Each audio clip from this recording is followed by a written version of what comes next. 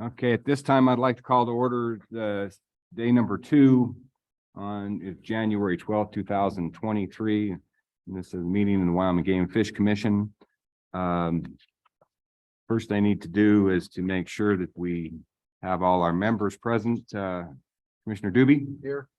Bird? Okay, Brokaw? Here. Gladwig?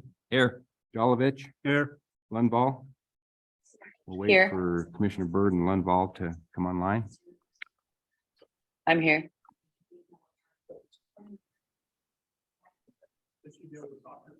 Are you there, Commissioner Bird? And I think I Lundvall's should be. present. okay, so we have Commissioner Lundvall and Commissioner Bird present. Right. Okay, if I get everybody to hit to pledge allegiance to the flag with me.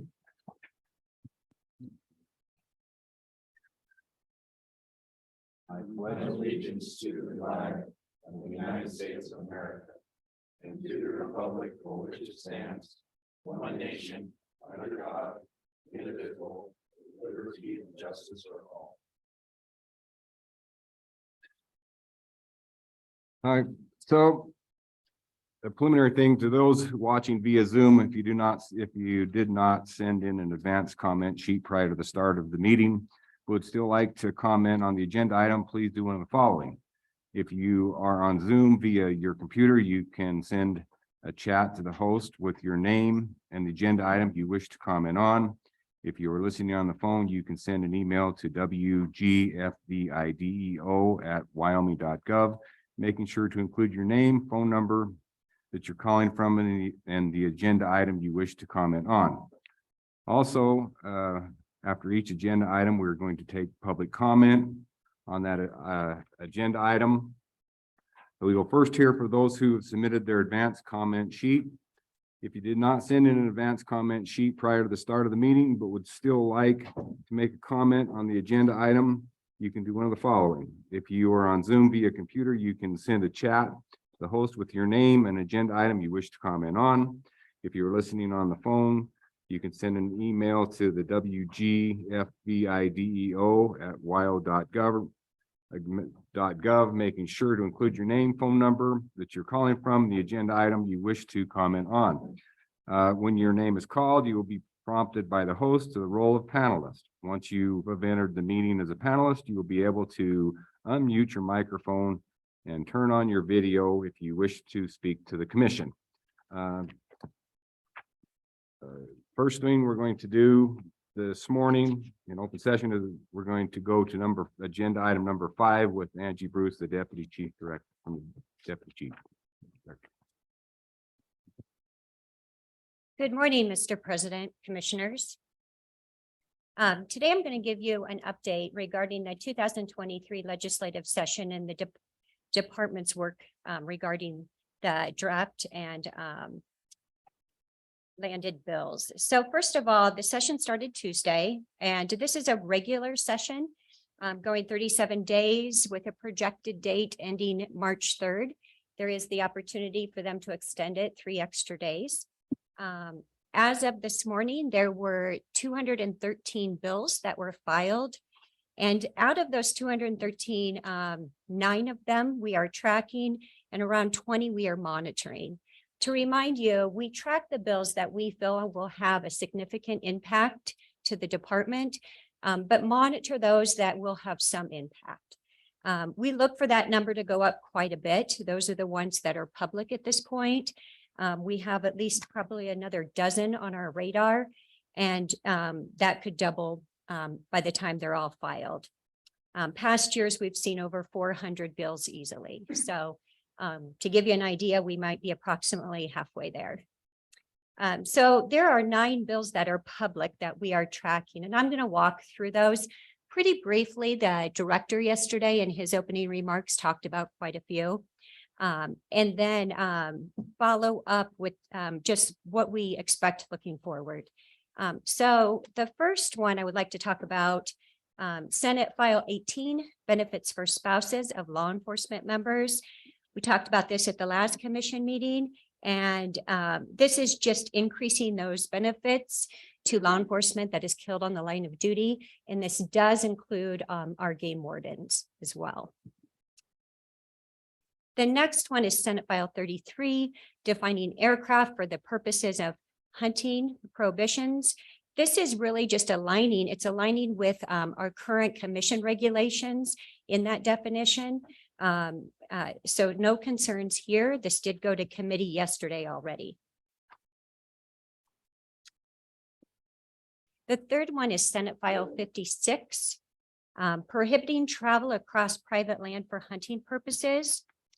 We talked about this at the last commission meeting because it was a committee bill. And this requires any person who travels through private property to hunt, fish, collect antlers or trap to have permission from the owner or person in charge of the property. And this bill also includes a definition of travel through to mean physically touching or driving on the surface of private property. Currently, traveling through private property is currently considered a criminal trespass. This bill would make traveling through private property to hunt, fish, or trap a violation of game and fish trespass statute, and would probably help clear up some confusion that our game wardens are experiencing in the field. The third one is Senate File 60, and our director is not here today because he's downtown with Chief Phipps actually testifying on this one this morning with the Senate TRW committee. This is non-resident hunting license application fees. This bill amends the application fee for the special license for non-resident elk, deer, and antelope. It increases those fees. Currently for non-resident elk, that fee is $576. It would increase it to $1258. For deer, currently $288, and that would increase to $826. Currently $288 for antelope and increase to $874. Now that is just for the application fee for the special draw, and not in addition to that would be the license fee. Therefore, putting them at $1,950 and $1,200 total cost. In addition, if this bill were to be successful, the revenue to the department would be just over $5,700,000. How much was that? What was that? $5,700,000. And if you were trying to quickly write those down, I will send you this by email so you have it. Please do. Thanks. The next one is House Bill 45, Peace Officer Retirement and Rehiring. And the bill allows for the rehiring of those who have retired, and our game wardens fall into this category. It allows for the law enforcement officers to work beyond the age of 65 and their ability to return to work to temporarily fill vacant positions. So this might be an opportunity for the department to use this to fill in some gaps in law enforcement. The next one, the last committee bill that also went through the task force as a recommendation. We talked about it at the last meeting, Senate File 88, hunting license weighted bonus point system. And allows for bonus points to be squared or weighted and placed into a random draw. This would turn the draw into a complete random draw.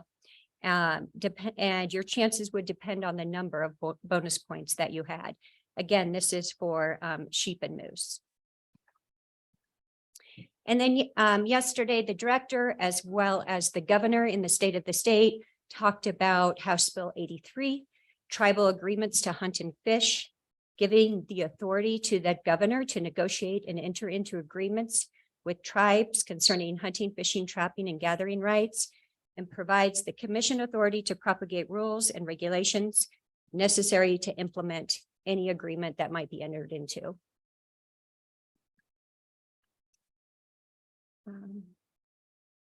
And another one that this was not a committee bill, but we saw this last year, House Bill 84, the regulation of commercially guided boats. It gives the commission the authority to regulate commercially guided fishing boats by setting daily limits on the number of boats on any given section of river. So it's not a shall, it gives the option for the commission to regulate and either in per watershed or for the whole state. Who sponsored that bill? That is Representative Summers and Senator Baldwin. And another bill that became public yesterday, and I think we have a stakeholder here to provide some more context, is House Bill 104. Allows for the use of artificial light, including thermal or infrared imagery, imagery outside the normal visible light spectrum while hunting predators on public land. So those are the 9 bills that are public. We should see more dropping today, even during the meeting. This week and next week, we should be seeing quite a few more. My plan to keep you updated, our Amanda, our new policy and planning coordinator, she will be sending out a weekly update of all the bills we're tracking and monitoring with a status update on those. But at any point in time, feel free to reach out to me as well as anyone on our legislative team, which includes all the chiefs and a few others. And then before I wrap up, I left one of these on each of your sites there. This is a snapshot of the agency. We started doing this quite a few years ago with the focus of just being able to hand it to legislators to have them give perspective on where our funding source comes from. It has grown a little bit. Our communication and education division did a great job this year updating it and adding a little more context to it.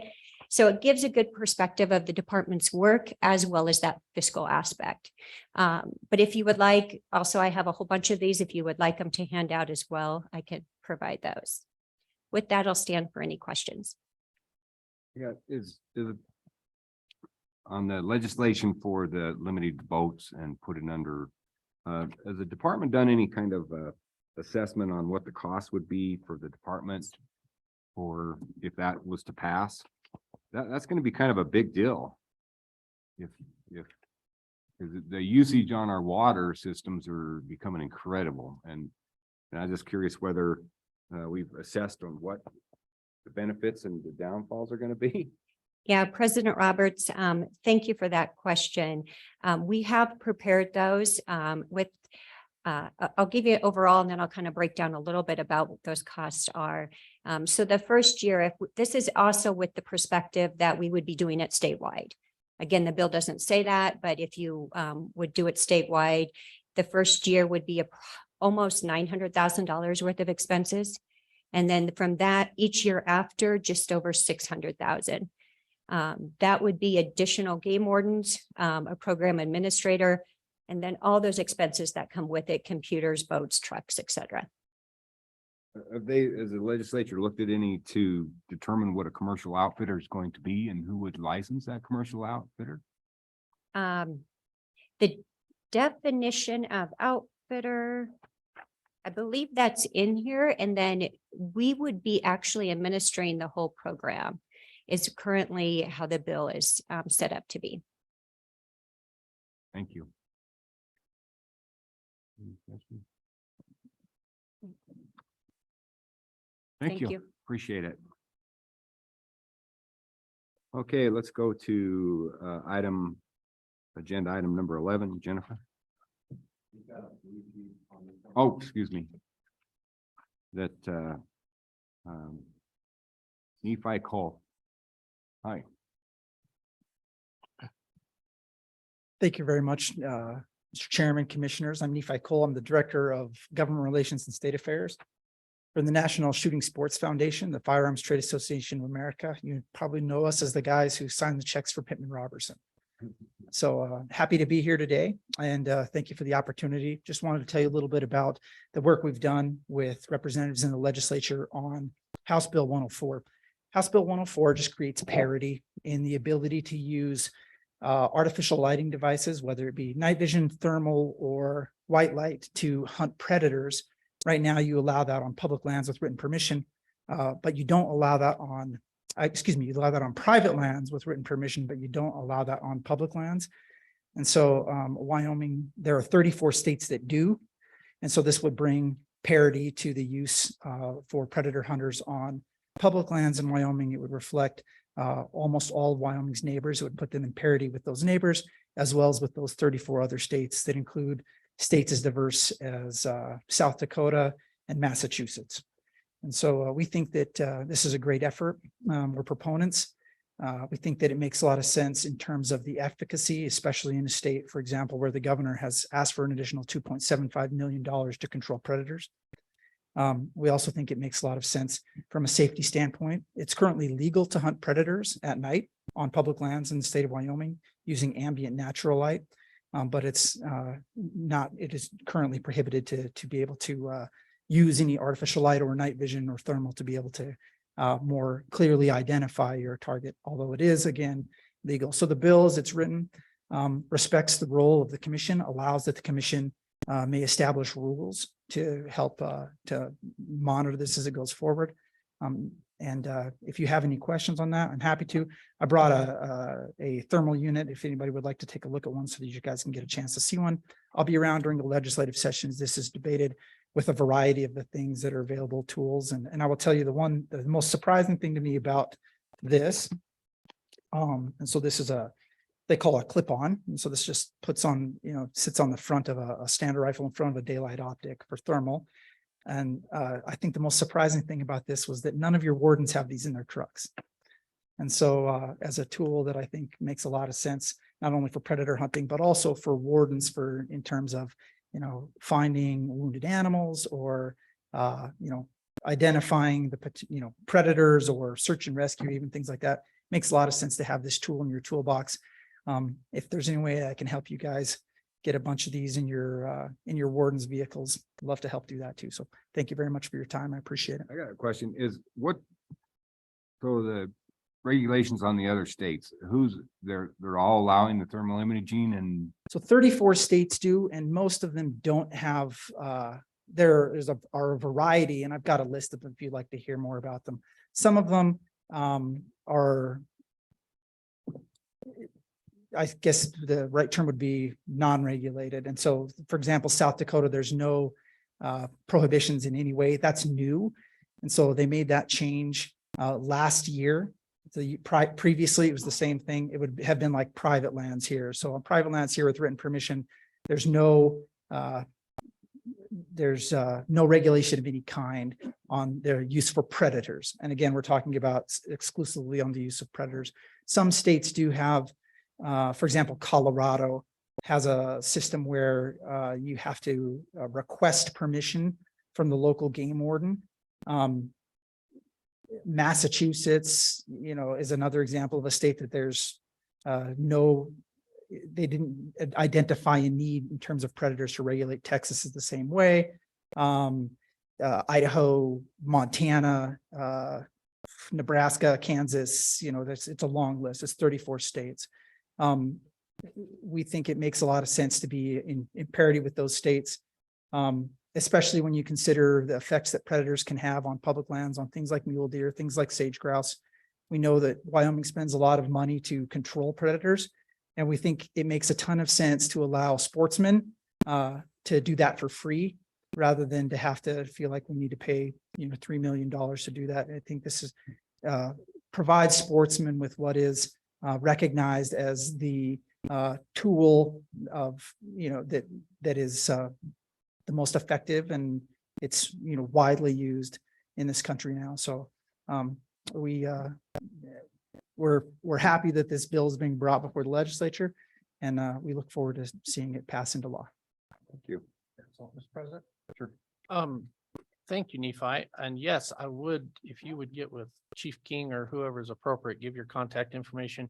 In the Laramie region, authorized a Chapter 56 permit, and it was really a struggle at first. Wanted to target that lead cow, and Matt got some super duper thing, night vision thing, and he got to go lay in this center pivot and target that specific animal. So I think there is a true application for that. So I would like to see wardens have it as well. Mr. President. Levi, what, this bill is for public lands. It's state land? I mean, what's the status on BLM and Forest Service? It's the regarding? same. So on BLM and Forest Service, you're not allowed to use any type of optical enhancement, whether it be white light, red light, green light, thermal or night vision on to hunt predators on those lands. And so currently, we're 55% of the state, you can't hunt predators at night, and 55% of the state. And so again, this bill would bring you in parity with most of the states around you. So this will authorize that on BLM and Forest Service. That's right, on BLM, Forest Service.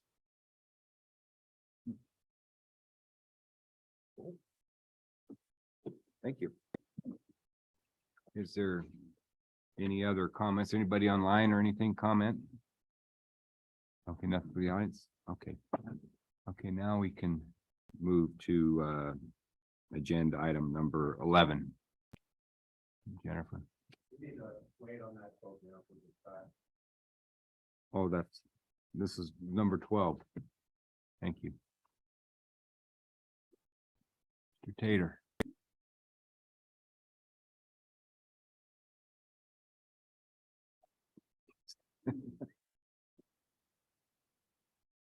President Roberts, members of the commission, I'm pleased to be here today to talk to you about the statewide mule deer initiative FY23 projects. Do we have a there we go. Perfect. All right. So for those of you that don't know, I'm Ian Tater, statewide terrestrial habitat manager for the department. Really excited to talk to you today about this opportunity for mule deer. Looks like I still need to turn this thing on.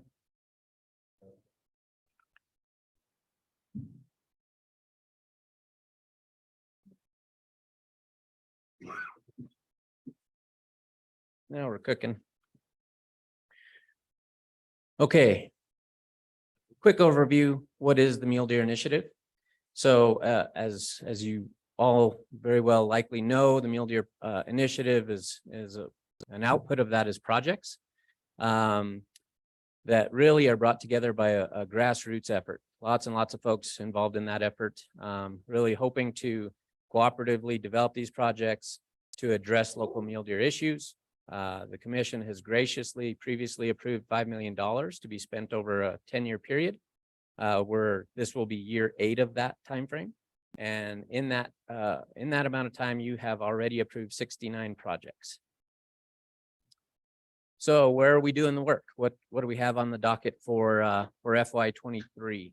As you can see here, we've got 9 projects slated for implementation this year, spread throughout the state. These projects are found within our Mule Deer Initiative herds, of which we have 10. And so really, again, a cooperative effort, really grassroots, trying to do the best things that we can for mule deer within these herds. What type of projects do we typically do? I wanted to give a quick overview, just a recap of kind of what we've funded in the past. So things like conifer removal, riparian enhancement, aspen, fire, sagebrush enhancement, a lot of work recently with wildlife-friendly fences. These are themes, if you will, that we'll talk a little bit more about today. But these are the sort of actions that we're doing under the MDI banner. This, I really like this picture. This gives a pretty good example of what we try to accomplish with sagebrush enhancement. And so, yeah, this is taken with a drone. This is Western Wyoming near Sage Junction. This is a mowing that has occurred last year, really trying to improve that sagebrush stand. And so that ties right into, well, why do we try and do that, right? So sagebrush is really, really important for a wide variety of animals that we hold near and dear, including mule deer and sage grouse and pronghorn.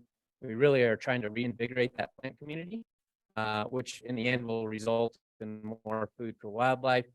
They really like that new leader growth and the new growth as a result of mowing. And so that's why we do it.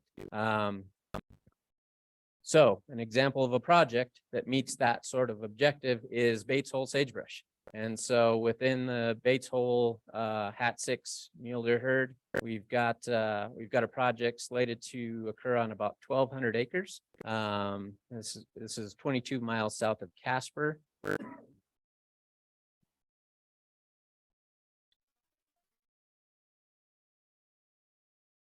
Come on, clicker.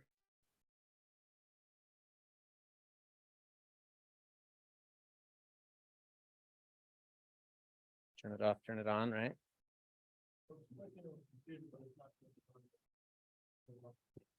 Gotcha.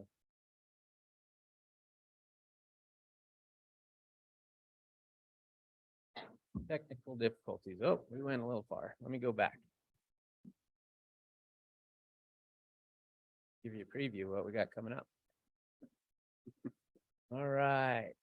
So 1,200 acres, south of Casper, Bates Hole. This is an example of the mosaic land ownership pattern that we have in this area. The black is where we intend to do this work.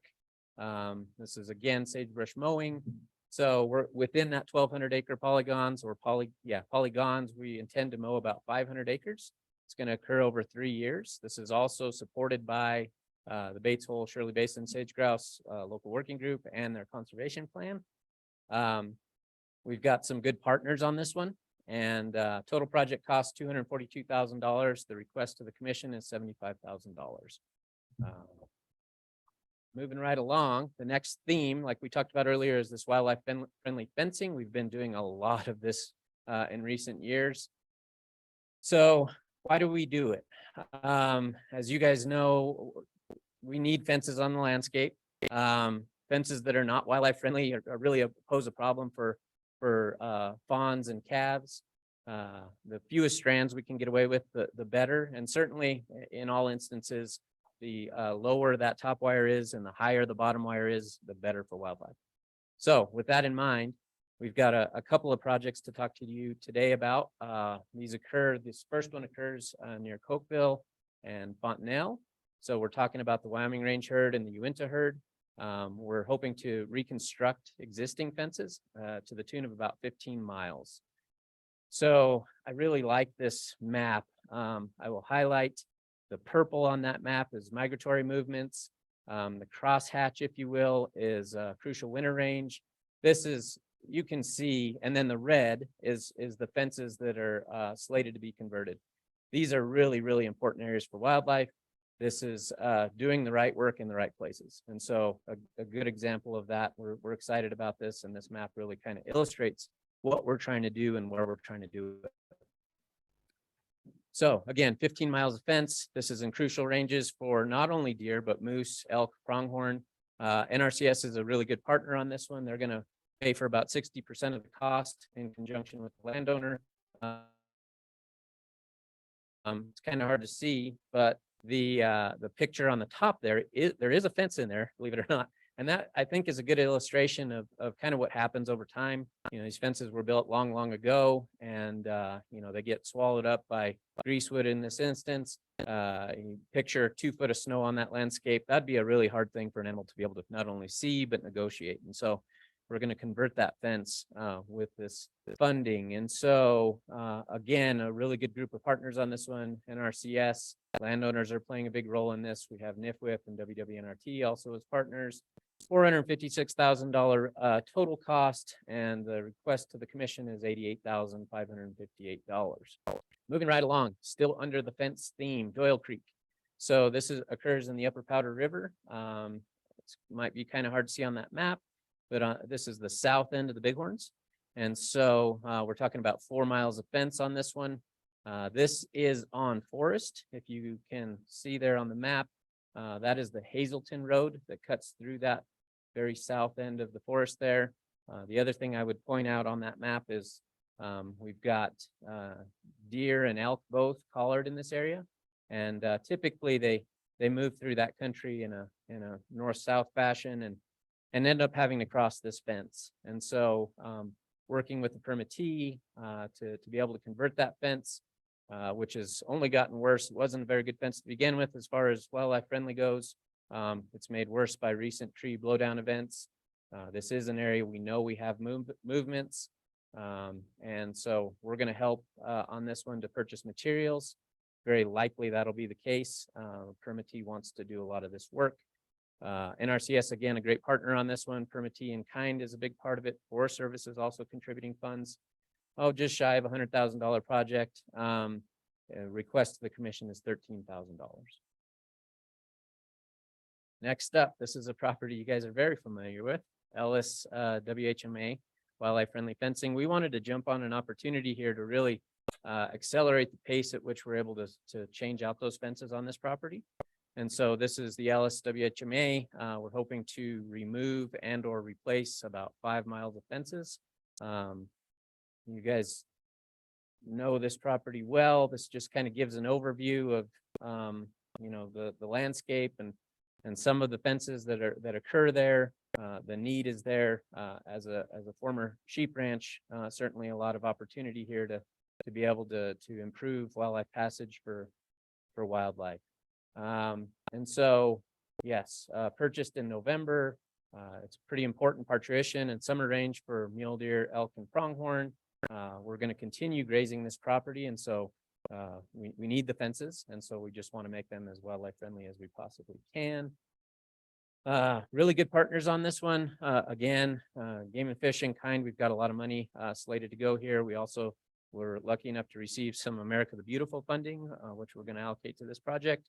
Certainly other funders as well. Total project cost $190,000. Request to the commission today, $60,000. Next theme, conifer removal. You guys have seen a lot of conifer removal projects over the years. Just want to give you a really brief overview. Why do we do this? Well, conifers, although they are native, they really have expanded their ranges in a lot of places. And so when we get more conifers on the landscape, that's taking water and nutrients away from other native plants that are important to wildlife. And typically we can either remove them through machinery or chainsaw crews. So first up on the docket is one of our flagship programs on Green Mountain. So Green Mountain aspen and riparian enhancement. You guys have seen this project before, 15 miles south of Jeffrey City. The goal here is to improve habitat conditions on Green Mountain itself, over about 1,000 acres. You can see on this map, so Jeffrey City kind of up on the top here. This is Green Mountain itself. What I would call out is there are a lot of colors on this map, which indicate previous actions and then also some new actions that we're hoping to do as a result of this 1,000 acres that we're talking about today. They've occurred over a variety of land ownerships. Primarily Green Mountain is BLM land, but there is also private and state land. And as you can see, we've worked across all 3 of those land ownerships. So we know that mule deer use Green Mountain in spring, summer, fall. And we also know that they depend on the riparian areas found there. What we've learned over the years by doing rapid habitat assessments, which is just an assessment of current conditions, are that the aspen on Green Mountain are at risk of being lost. And so we wanted to, of course, try and take that on head on and do something about it. And so this is 1,000 acres in an attempt to try and retain those aspen on the landscape. Again, really good list of partners here. Total project cost $441,000. A request to the commission today, $100,000. Next up, Noon Point Aspen. This is a project that you have seen before. This is in the Owl Creek Meeteetse herd unit, southwest of Meeteetse. We're talking about just shy of 250 acres here. What I would point out on this one, again, land ownership is important. We have forest, we have BLM, we have private lands. We're working across all of those, and the project that was done last year is in the middle, and the project we're talking about today are the black polygons, both to the north and to the south. And so this is part of a multi-year project. It involves lots of other entities. We've done about 444 acres so far in this vicinity.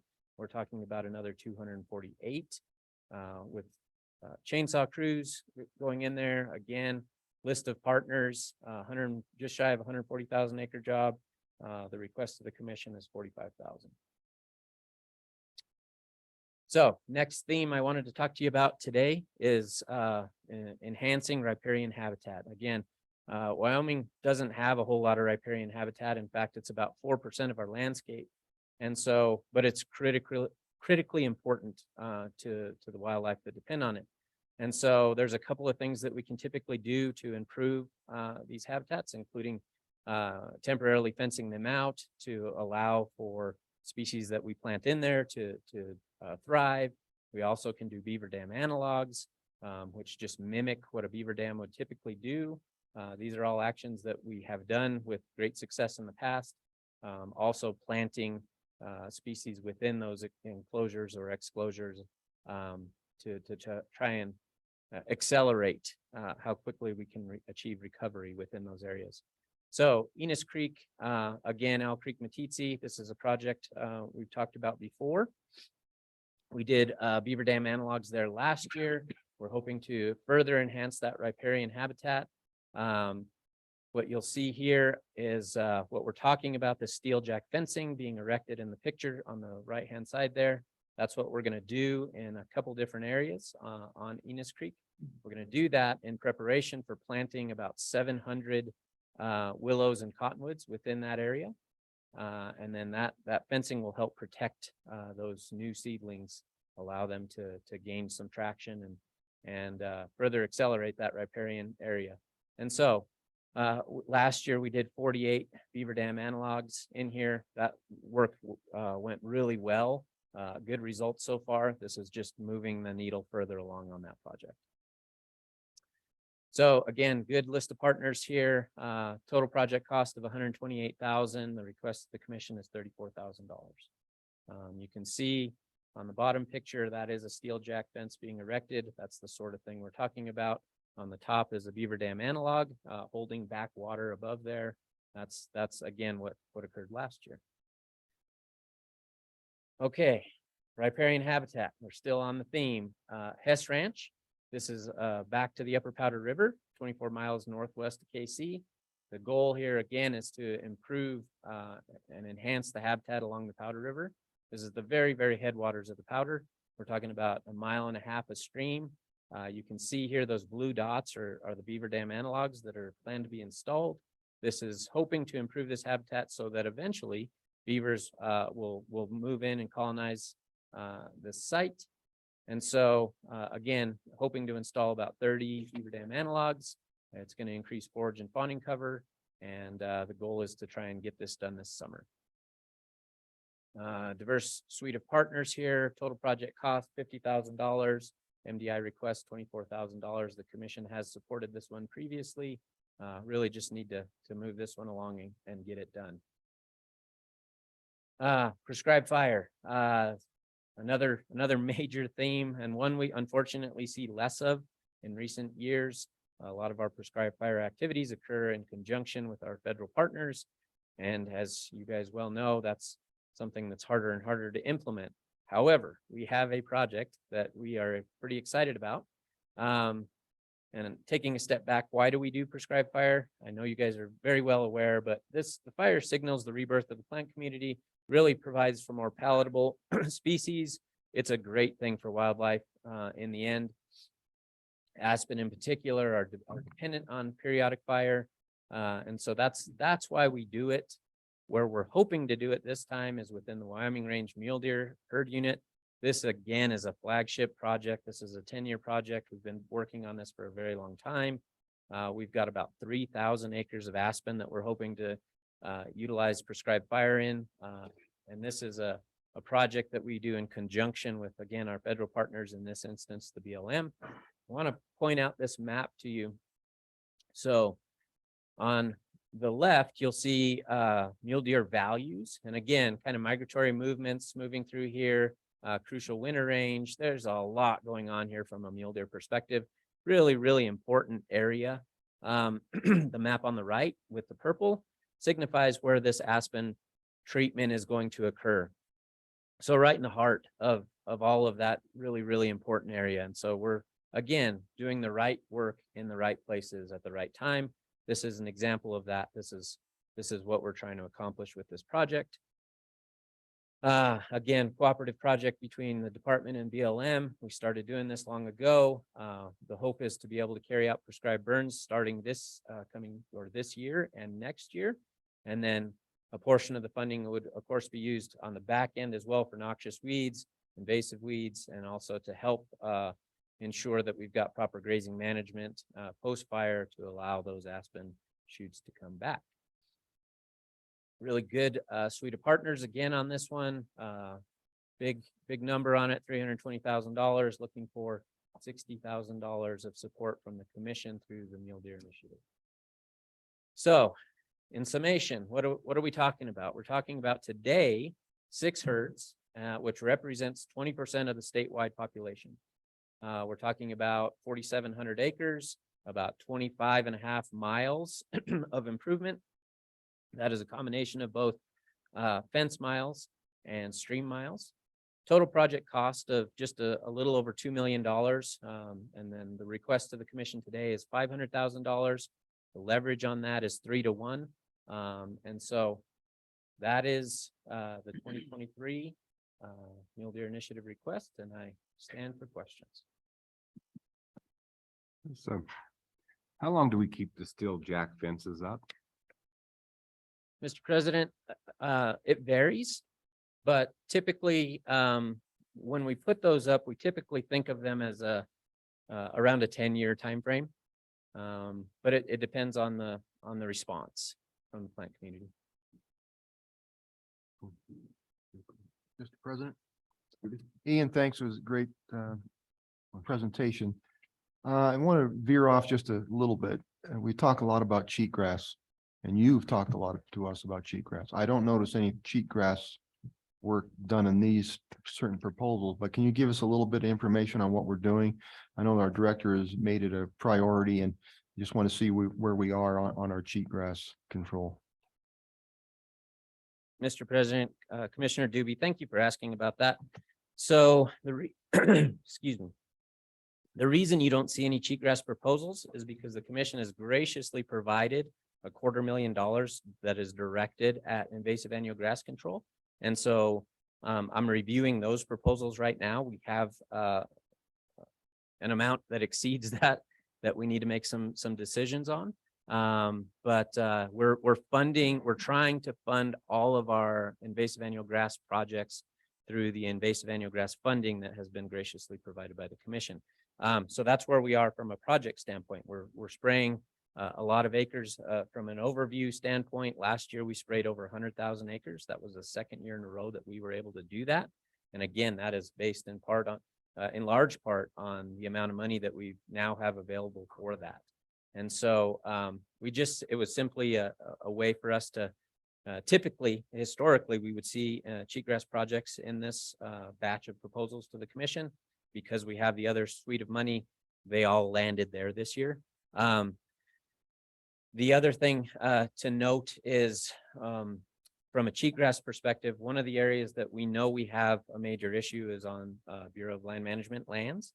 And currently, Bureau of Land Management doesn't have authorization to use the best tool in the toolbox, which is Rejuvra. And so they're working on it. And as soon as that kind of barrier goes away, I anticipate many of the projects that have been kind of waiting in the wings are going to go full scale, especially projects that occur where we have mixed land ownership. Because right now we're having to change out chemical and we're having to stop sometimes at that boundary. So if you're in an area that's, mixed BLM, private state, we're spraying everything else with the best chemical.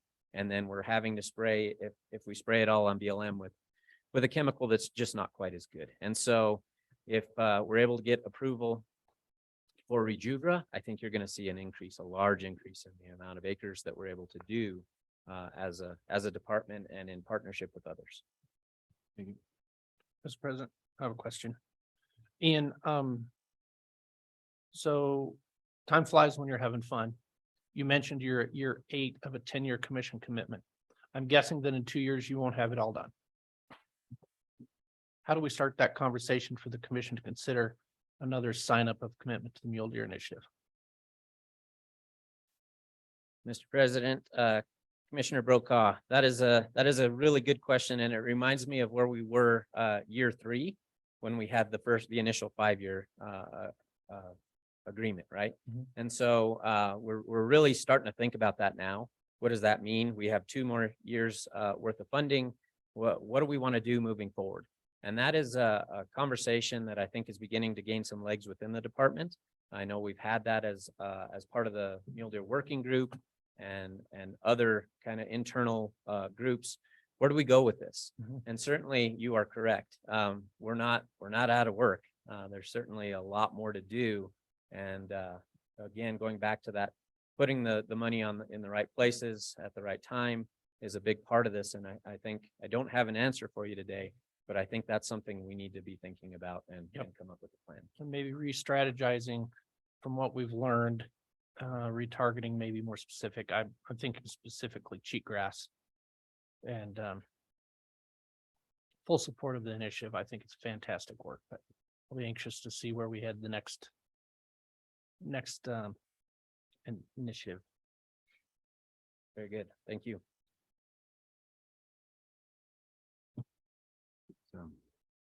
Mr. President, I move we accept the department's recommendation on the statewide mule deer initiative program. Been moved by Commissioner Doobie, seconded by Commissioner Jolovich.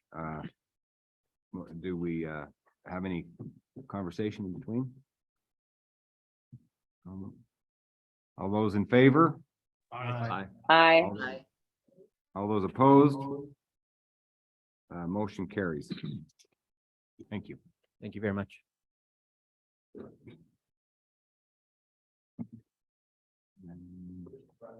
Yes. Could you, Jennifer Dory, if you want to? That, thank you. Oh, let's go. Let's do Jennifer.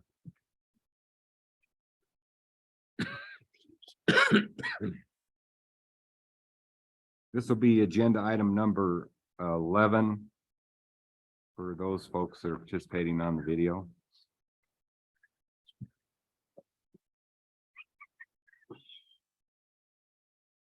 Good morning, Commission President Roberts, members of the Commission, Director. I'm Jennifer Doring, the Licensed Section Manager for the Wyoming Game and Fish Department. Here to present agenda item number 11, approval of licensed selling agents. So currently in this round of licensed selling agents, we have one new licensed selling agent, B&G Outdoor Quick Stop in Alpine, Wyoming. They are a sporting goods agent, and that was approved by the Game Wardens evaluation, which is included in your packet. There are 3 other agents in the town of Alpine. We did lose one during bonding. And so those total sales in Alpine were just under $189,000. The other agents that you see on here are 3 late bond renewal approvals. So per commission, Wyoming State Statute 23-1701A, annual bond payments from every LSA are due in our office on or before December 1st. Every agent in the state has to pay a $50 bond to continue to be a licensed selling agent for the department, and they have to complete their annual paperwork. And so the department sends out the bonding application packets and follows up with those agents who haven't turned them in repeatedly before that deadline, both with another letter and multiple phone calls to those agents. So we had 3 agents who have submitted bond paperwork after the December 1st timeline, which is Hacks, Tackle, and Outfitters in Saratoga, Wyoming, Old Baldy Club in Saratoga, and Wild Wyoming Outfitters in Afton. So we do have all of their paperwork and their bond payment, but they have to be presented at the commission meeting approved prior to their license selling terminals being turned back on. So they were allowed to sell through December 31st, but their terminals were inactivated as of January 1st, pending commission approval. I did note in here, because you guys often ask which of those agents are on the electronic payment processing, and 2 of those agents are on electronic payment processing. The only one that is not is the Old Baldy Club in Saratoga. And with that, I would ask that the commission approve the new agent B&G Outdoor Quick Stop and the bond renewal approval of Hacks, Tackle, and Outfitters, Old Baldy Club, and Wyoming Wild Wyoming Outfitters. And I will stand for any questions. So I'd be looking for a motion to approve the new licensed selling agent and the 3 late bond renewal. No. So moved. It's been moved by Commissioner Ladwig. Any second? Second for discussion. Second for Commissioner Brokaw. And do we have any discussion? I do, Mr. President. So kudos to Jennifer or Greg, whoever did this memorandum summary with the agents. And specifically the 3 that were laid on their bonds, their previous sales, are they or are they not electronic? Captured right there, could read it, get it. Great presentation in our packet. That was very informational. I like that presentation. Mr. President, seems like we do this every year with the late bond renewals. Commission President, Commissioner Dolovich, we do every year. We make repeated phone calls, but we do have a few stragglers that come in late. There are a few we still haven't received, so they've been turned off. Is there something we can do to give them the incentive to do it on time? Commissioner President, Commissioner Dolovich, those renewal applications are mailed out in October. And then, like I said, we do a follow-up letter and my team calls. I bet we contacted all late agents that hadn't turned it in several weeks before, following up almost till the deadline day. In some cases, talking to those agents 3 to 4 or 5 times to get them to turn in their paperwork. So if it would cost them more if they were late, would that give them the incentive to get them in on time? Commission President, potentially. I'm not sure if it would. I know some of these agents, I believe, are seasonal, so they're not selling at this particular moment. So if this being turned off in the month of January till they go to the commission meeting and get approval here, doesn't really affect their bottom line. Okay, thank you. Mr. President. I have a question. Are any of these 3 repeat offenders? Commission President, Commissioner Ladwig, they are not. Wild Wyoming Outfitters is a relatively new agent. They were just approved and started selling in March of 22. So this is their first year of bonding, but the other 2 have not been repeated. Thank you. Any more discussion? Seems I've heard this discussion before. You have a few times. A time or 2. Okay, it's been motioned and seconded. Hearing no more discussion, those who are in favor say aye. Aye. Aye. Those Aye. are opposed. Motion carries. Thank you. Thank you. I'll go to item number 13 on the agenda. Then Good morning, President Roberts, Commissioners, Director Nesvik. I'm Amanda Roberts. I'm the Policy and Planning Coordinator for the department. I have actually 2 policies to present to you today. These changes bring the policies up to date with current times. There are red line copies in your notebook so that you can review them. The first policy is to expand the harassment policy to include bullying and all types of harassment, including sexual harassment. The second policy is to add vaping devices to the no smoking policy. Very straightforward, but I will stand for any questions and respectfully ask the commission to approve these changes to the policies. any questions? Mr. President, are you presenting them both right this second? I'm sorry? Are you presenting them both right now? Yes. I make a motion to approve the department's recommendation on both policies. For 13 and 14? Yes. Okay, then motion, second by Commissioner Jolovich, motion by Commissioner Doobie. Any discussion? Good work. Good work is a discussion. All those in favor? Aye. All those opposed? The motion has carried on both of them. Thank you. Thank you. Thank you. All right, which moves us to number 15 on the agenda item. Are we ready? Eric? Did you need some time or are you ready now? I'm ready now, sir. Okay. And this ought to be entertaining. I don't know about entertaining, sir, but it might be. It's Good gonna be- morning, President Roberts, members of the commission, Director Nesvik. We'll pull up a slideshow real quick. We've got it up. Maybe dim the lights. I don't know if you can see that behind me or not, but we'll cook through this. This is the Jackson Region Employee Housing Update. Things are going really good. As you know, finishing up Cody, we've started the gas pedal on this thing and it's to the floor. So we're moving right along. Some initial things, like get this clicker to work. There we go. So just a quick recap, progress to date. Design team on board August of 22. Preliminary designs received by Jorgensen in September of 22. We got our construction manager at risk on board November of 22. And we had our initial design meetings up in Jackson with all three entities in December. Since then, we've had about 3 or 4 meetings with the region and with the design team, Dick Anderson Construction, who's our CMAR, and Jorgensen Construction. The floor plans that you'll see today, and I have a packet that I can give to you also after we're done, so you can get a closer look at them. All meet the current department housing standards, and we do weekly update meetings. This is a current site plan of South Park. So as you come in, you'll see the entrance. You'll note different color houses. They are real similar, and the next slide will show. Really what's different about the floor plans is the garage and the entrance from the garage. So on the first unit you see there, you enter the garage from the end, basically. The next unit, you'll enter it from the front. And it alternates all the way down through. A couple of things I'll point out on the map there.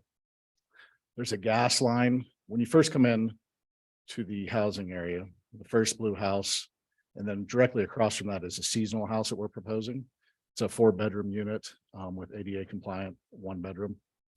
Behind that, there's a gas line. So that really prevents us from building anything. I think the easement's 20 feet from that. So really, we can't get a house on either side and get a driveway over top of that. So that area right there, we're kind of avoiding. But you'll see the road come in. There's going to be a shoulder on the road proposed. I think the road's 12 feet wide right now. We're going to put a little gravel shoulder on there for parking. And then down at the end, there's a hammerhead turnaround. We explored some different options there as far as like a cul-de-sac, but I think the hammerhead turnaround is a current good proposal versus a cul-de-sac. This next slide is the blue ones that you'll recall with the end entrance from the garage, but that's kind of a basic layout of the floor plan. It's 1,860 square feet of living space with a crawl space. The crawl space, we explored a few different options as far as basements and whether crawl space or not. Crawl space is the best use of the area right now without further developing it with a deep basement and everything else, the expense of that. Crawl space will be about 4'11" I believe. So it's a good storage area. It'll be a finished space and it'll work out well as far as the current floor plan. There is a outside view of the blue house, frontal, side, and end.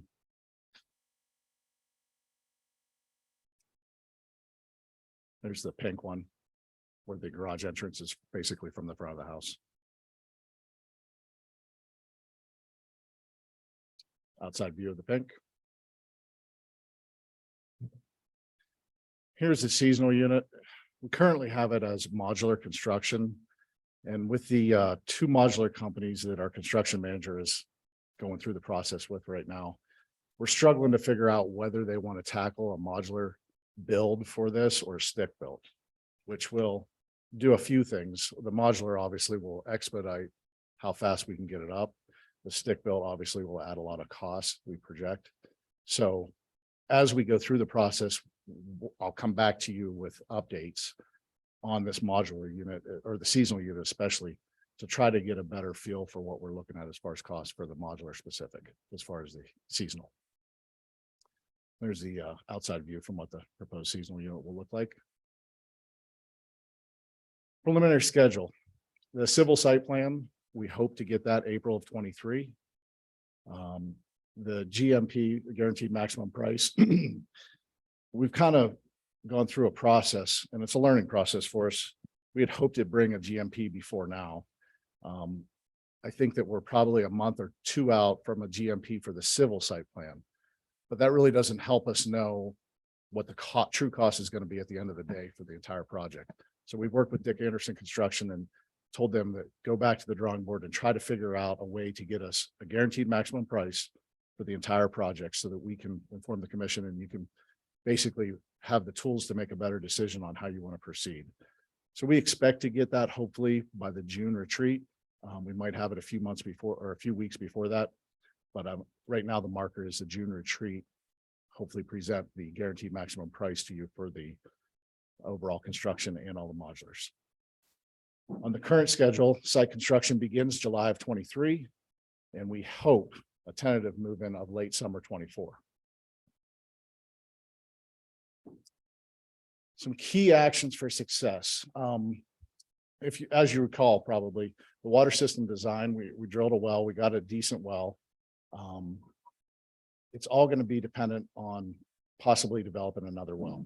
We believe that there's 2 wells there right now. There was one before we drilled that first well, that the water quality is horrible. We believe we can use that for fire suppression and any other water needs not inside the houses. Sanitary sewer design is another big goal of ours to tackle in the next month, hopefully. As you'll see, we can tie into the main line out on the main road. The school district owns that line.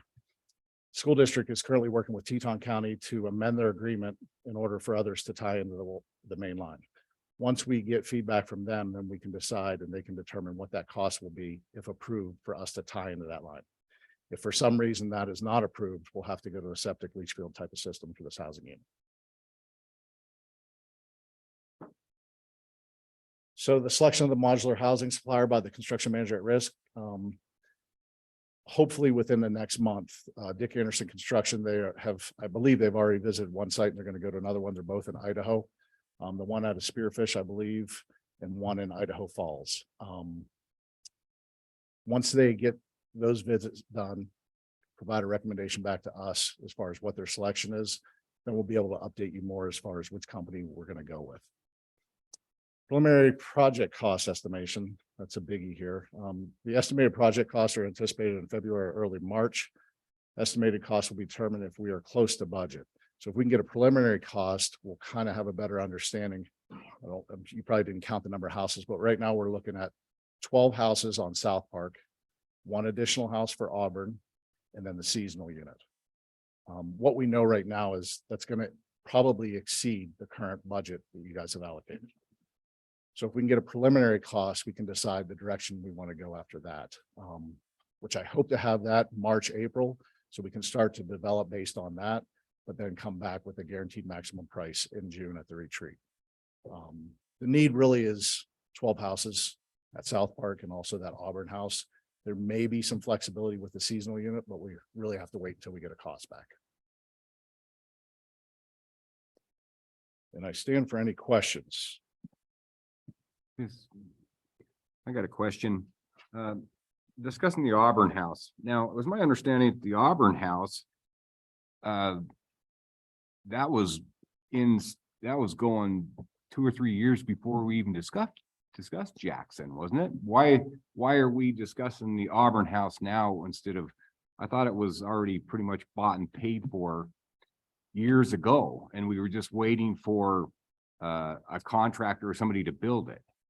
Mr. President, I'll probably divert to the fish division for this. However, what I believe is we did have that allocated. We could not find a builder. We couldn't get anybody to do the house. So that money reverted back to the commission's budget.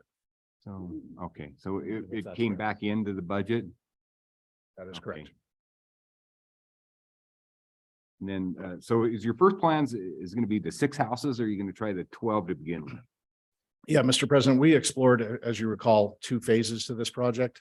One was going to be 6 houses per se, and then the phase 2 would be, I think it was 9 houses. We met with the region and kind of eliminated a few houses based on the need of the region and cost also, because we project this is going to probably push the budget, especially for what's currently allocated.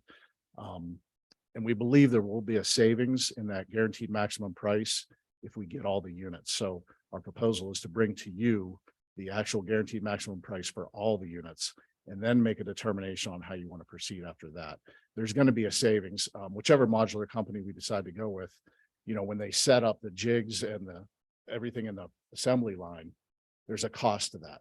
If they set that up once and run 12 units through, there's probably going to be a savings at the end of the day to do 12 houses versus 6. And then sometime later, set those jigs back up and put them on the assembly line and do it again. And to do it all at once. We can afford it. Mr. President, I have questions for Eric, if you're satisfied with your question. Eric, on the opportunity to tap the school district's septic system, that certainly seems to be the best option. Certainly, they have capacity to take on all 12 of our proposed units. Mr. President, Commissioner Brokaw, I'll divert to our engineer, Lauren Wooden, on this, but I believe the capacity is there. I think the question is what happens after it leaves the housing unit and how the county or city or whoever deals with it. That's Okay. probably the bigger question. Yeah, and that's where I was headed. So if we do tie into that and we get into then the school district, their agreement with the county to include us, and we get into a liability situation, how does that work? How does that work out? Who pays for a repair with a problem down the line? For example. Mr. President, Commissioner Brokaw, I don't have a good answer for that. I believe that once we would join into that, that agreement would spell that out. And I think that would be on the county probably, but I'm not sure. Okay. I can get you that answer though. Sure. Mr. President, on the dorm scenario, is that a problem with the design that we can't get that done? Mr. President, Commissioner Doobie, I don't think it's necessarily the design. It's the fact that it's a one-off unit. It's its own one. It's not, It's it's its not own part of unit the other. versus, so the savings there might not be there for them to do a one-off dorm style unit versus an actual house. They're really in the market of building houses. And it's real similar to a house, but we basically put 4 bedrooms with separate facilities in there as far as restrooms and all that, and then a common area in the middle. And that's not really in their plan. So they'll have to basically create a new shell to make that through the assembly line. And there's no way to adapt our plan to fit something that's already there.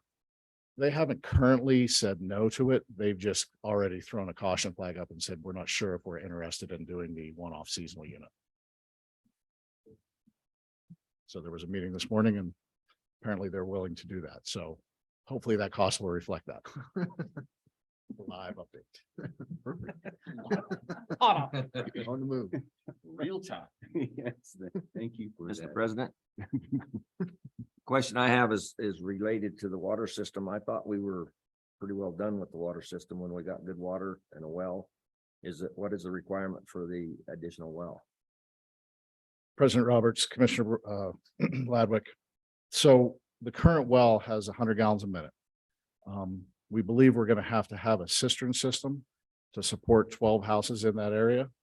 The way I understand it is we potentially will need a backup well for that unit. We have 2 wells there right now. The one well, the water quality is horrible. We believe we can use that for the fire suppression and anything else. But that 100 gallons a minute that it currently produces, it's kind of on the border of whether it'll support the housing area or not. So we potentially are going to have to drill a second well to support that unit. How many wells do you think we're gonna have to drill to get good water again? What's the over and under? What do we got, about 6 already? Same depth. I'm not going to bet on that one. However, How many wells we got, John? How many wells do we have there so far? 4 or 5.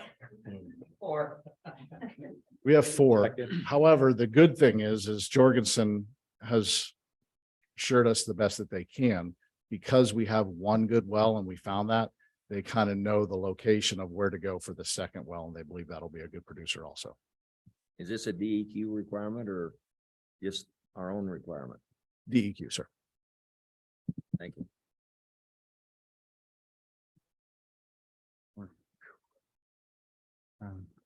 Okay, no more questions. Thank you for that Thanks, Eric. Thank you. inspirational update.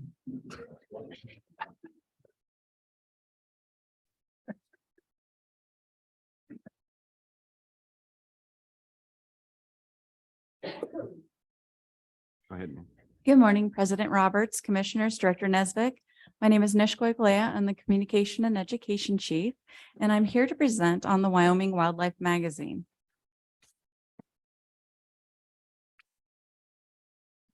So the Wyoming Wildlife Magazine is our in-house game and fish department magazine. We create this in-house. We've been making this for over 87 years. This is the cover for the first magazine in 1936. You can see it's hand-drawn, and it honors former Governor Miller. So I want to give you some information about what the magazine subscription looks like, our readers, and how far the reach is for the magazine, and why I think it's really important for the department. So right now we have 38,722 unique subscribers. However, on average, each subscriber's issue is viewed by 2.89 people. So in our 2017 readership survey, we asked, how many people do you share the magazine with? And most of them said, you know, I share it with my family, with my coworkers, with other people. So we know that our magazine subscription numbers look kind of low if you look just at the standard number. However, the magazine's getting read by a whole number of other people. So if we just took the average, but 2.89 more people, we know that we reach around 150,000 people, which is really cool. Currently, our Wyoming Wildlife Magazine goes to all 50 states. We have readers in every single state. Our top states that we reach are Wyoming. We have over 13,000 Wyoming subscribers. Colorado, almost 3,000. California, almost 2,000. And we also send this to 13 other countries, along with the U.S. Territory of Puerto Rico, District of Columbia, the Armed Forces of Europe, and Pacific. Awards. This is a national and international award-winning magazine. Last year alone, we submitted into 3 main contests last year, and we won in every single one of them. The first one was the Association for Conservation Information. And in that one, we took first place in one of the categories. We also submitted to the International Regional Magazine Association, and we won 3 awards there. And the Wyoming Press Association, we walked away with 10 awards, 5 of which were in first place. And these awards range from photography to layout, illustration, and then of course, our written articles. Oh, and I should also note that I was hoping I'd be able to tell you about some more of the awards that we won this year. However, we won't get those results until next week. So I will be sending a follow-up information tidbit on what we won this year.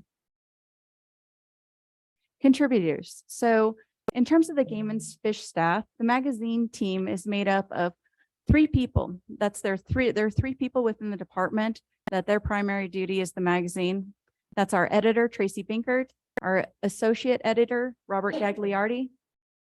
I'm not sure if they're here, but Tracy's behind you. Robert's behind you.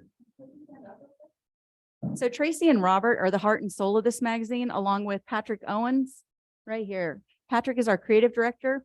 Patrick does the magazine half the time, where Tracy and Robert do it full time.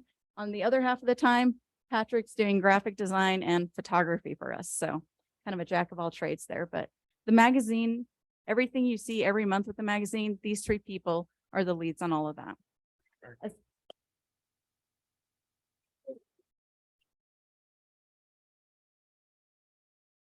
In addition to that, we have 42 staff members that contributed last year to the magazine, wrote articles for us, gave us photos, gave us topics, connected us with partners.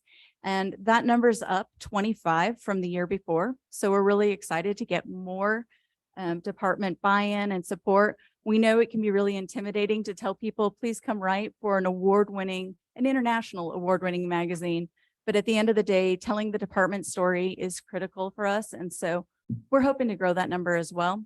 We also do contract for freelancers for photographs, written articles, and also illustrations, which the illustration you see on this screen right now, we contracted out for, and it was a really, really awesome illustration.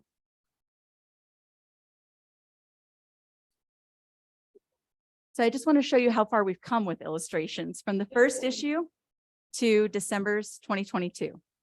So it's really exciting. You know, this isn't also, you know, there's a whole lot of different elements here from artistic style, ability, things like that, but also technology, which we know we use all the time with illustrations. We recently just hired a new graphic designer / illustrator for the department. So we hope you'll see some more of this in-house as well. Next month's issue, so this is your sneak peek, is our photo issue. Every February, we do a photo issue. We ask for anybody and everyone to submit photos under certain categories.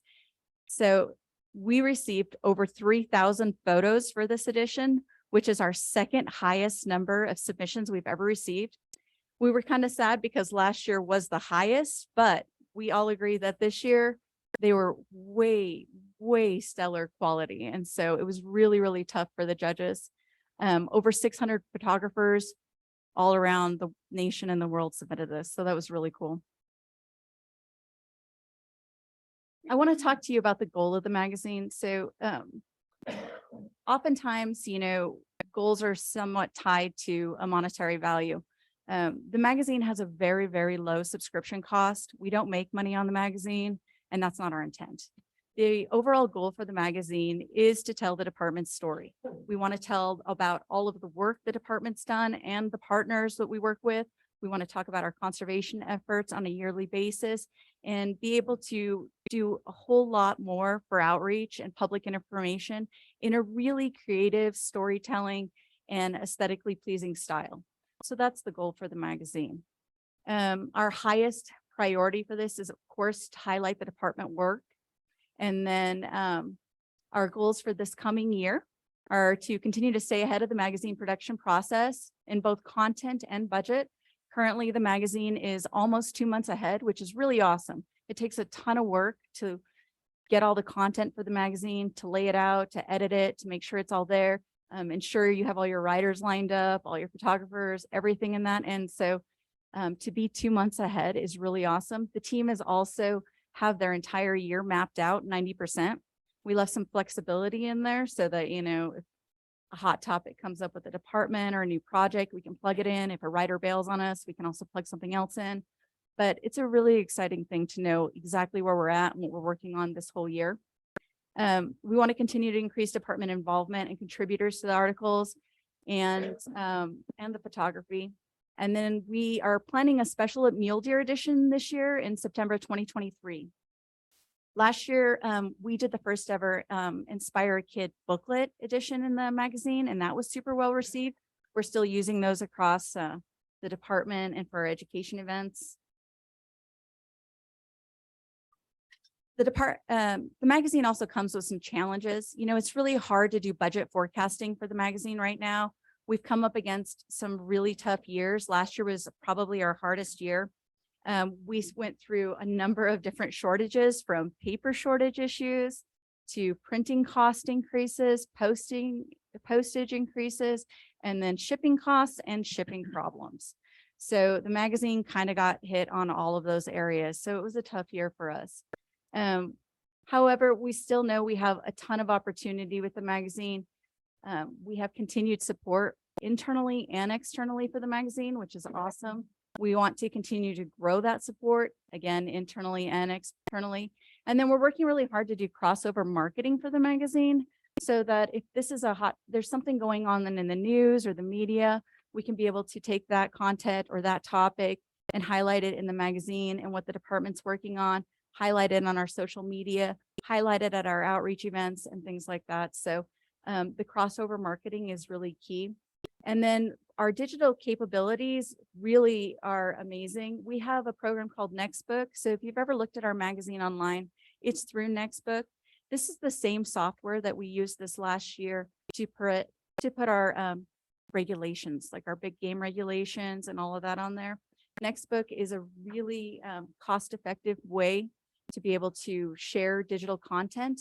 The cool thing about Next Book that's a little different from your standard magazine is that we can embed videos and other content links so that if you're looking at that, we can go other places. And we've already been talking about different ways we can use that. So while there are challenges with some of our areas, there's also a lot of opportunity with the magazine. Thanks, and I'll stand for any questions. Thank you. Awesome. Great job. Thank you. I'm gonna work with Mish, just so you know, Mr. President, try to get her a little bit more positive and enthusiastic about this. He's not as inspirational Yeah. as the last speaker, but Yeah. it's okay. Very, Okay, any comments from the public or any comments online or anything? Okay, thank you. Next, we'll go to agenda item number 17. Guy, do it.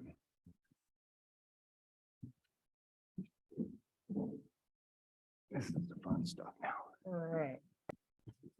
Good morning, Commission President Roberts, members of the commission, Director Nesbitt.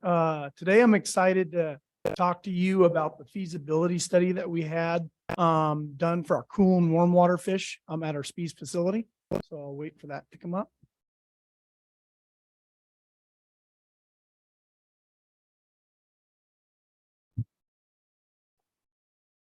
While we're waiting, I wanted to just thank Commissioner Doobie and Commissioner Byrd for their service for our commission and their dedication to our fish division, but specifically support for our hatchery section. Okay, so let's get started on back in April of 2022, Dirk Miller presented to the commission about AIS concerns that we had coming into our state. Also brought up about a feasibility study we wanted to do at our Spees facility and our isolation. And we were approved for some funding, about $25,000 to hire a consultant to do that. So briefly, a little overview of what this talk's going to be is I'm going to briefly talk again about what we import, challenges that we face when we have importation, trials that we completed at Spees, what those results were. And then we'll go into about the consulting group, what they reviewed. So we'll have our proposed facility, some recommendations that they had for us, and then a cost estimate that they had of what this facility would run.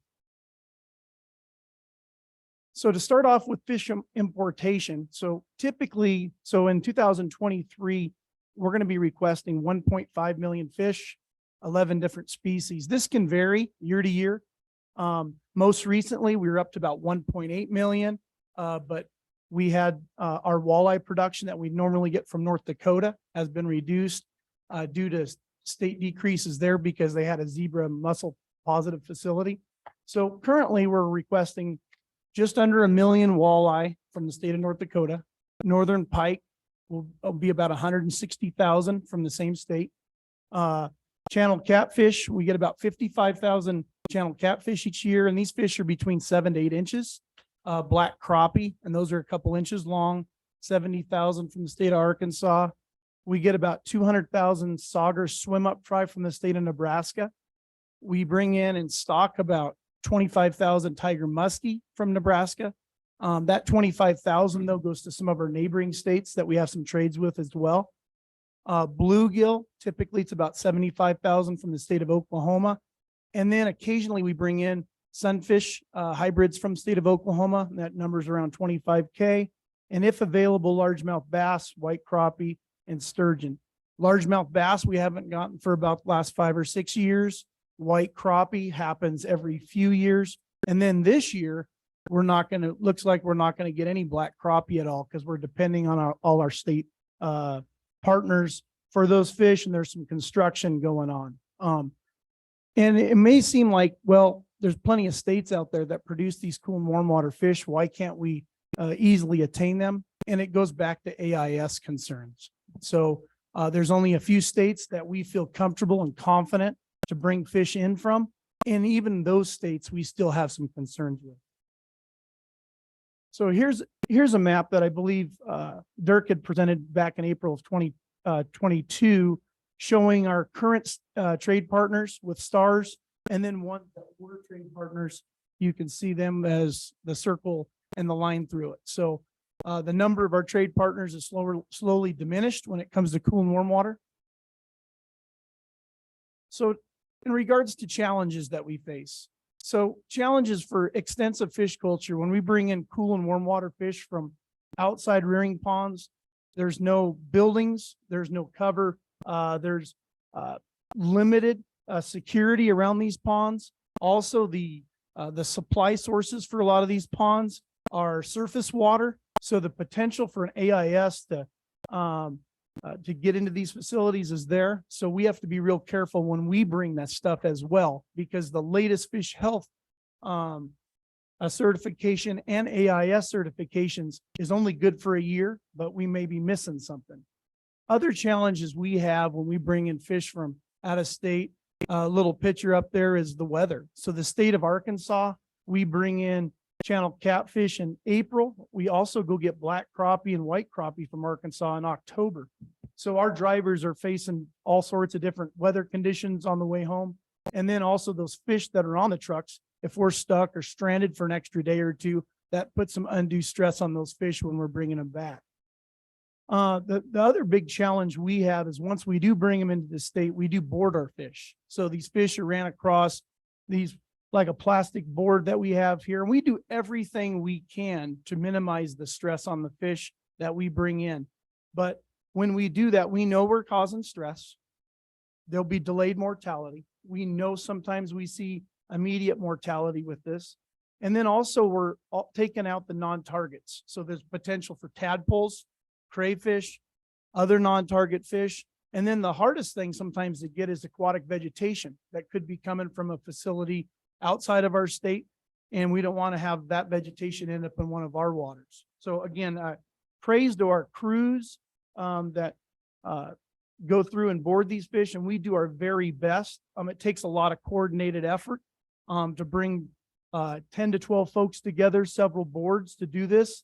And sometimes this happens on a moment's notice. It might be, hey, we need to get these fish tomorrow from the state of North Dakota, or it could be, hey, next week, guy, we need to go to Arkansas and get our catfish because they're emptying the ponds. So a few of the challenges.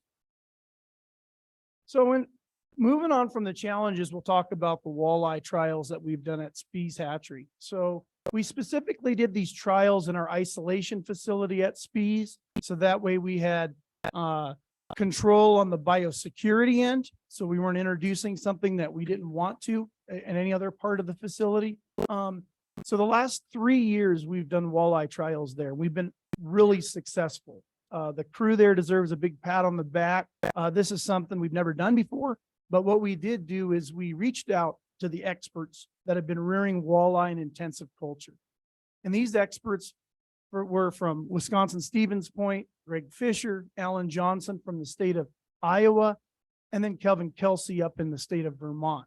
So those are a few of the pioneers, I would say, that have been working on walleye in intensive culture for up to a decade. So we didn't reinvent the wheel. We asked them what we needed to do to be successful, and they graciously supplied us with that information. So we tried it ourselves. Again, if we're going to try to get into something, we want to make sure we have the confidence that we can do it. And over the last 3 years, we have had our spawning success from our spawning crew did real well. We had IAP percentages on eggs that range from anywhere from 70 to 80%. And then also the fish that we ponded after they hatched, we had success anywhere from 60 to up to 85%. And again, this isn't a facility. We would do things differently if we had our permanent facility, but we did our stuff the best we could in our ISO with our personnel that we had without much alarming and that sort of stuff. So after the trials that we did, we've been pretty confident and stuff, but then we developed some preliminary plans. What would a cool and a warm water hatchery look like? And for this particular study, we did it over at our Spees hatchery. There's a group of raceways And we were looking at that voided space that we hardly use right now anyway. We also know that we had the amount of water we need to have this facility, about 500 gallons a minute. We also had warm water at 60 degrees Fahrenheit. So some optimal conditions to get the basis for a cool and warm water facility. So we hired McMillan and Jacobs and Associates. And what they did is they did a bioprogramming evaluation. You may ask, well, what's that mean? What that means is, can you basically, are we able to raise the number of fish that we need to on an annual basis for our state in the tanks that we've identified in a few drawings that I'll show here. They also looked at our plumbing that we had existing at Spies and what that equipment might be. Also, they evaluated what our building sizes that we were kind of looking at, and then any recommendations they had. So then they completed a report. That report was just completed back in November. And now I'll start kind of going through some of that right now. So for a proposed facility, I apologize for keeping it pretty basic or being a little bit unusual looking. For me, it made sense. A few folks here in the culture section working with dirt, we kind of put together what we'd say is a good layout for a facility. And we looked at, how could a truck go through the facility in between the tanks, access. We kind of put our minds together of what it takes when we're doing our cold water, and then how it would look when it comes to cool and warm water. So for this facility that we proposed, it was about 180 foot long, about 100 foot wide. The facility consists of a light room, a dark room, which is really important for walleye and sauger culture. It's going to need water treatment, isolations, a few isolation facilities, potentially a broodstock room. And also, we also included office space, a visitor center for the public, especially being this close to Casper. And this would be our only cool and warm water facility.